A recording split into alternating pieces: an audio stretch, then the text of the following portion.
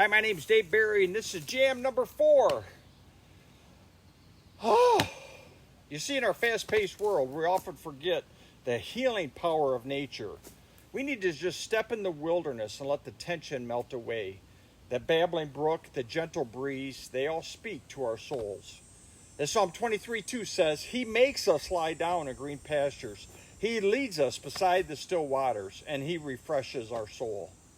You see, nature is God's cathedral where tranquility reigns and our hearts find rest. The vibrant and fresh air, the vast landscape, they remind us of life's simple place and joy in this great creation. So take a moment, step outside, let nature embrace you, and your soul will thank you. We all could use a little more nature. I'm Dave Barry. We got a lot of riding, so let's roll.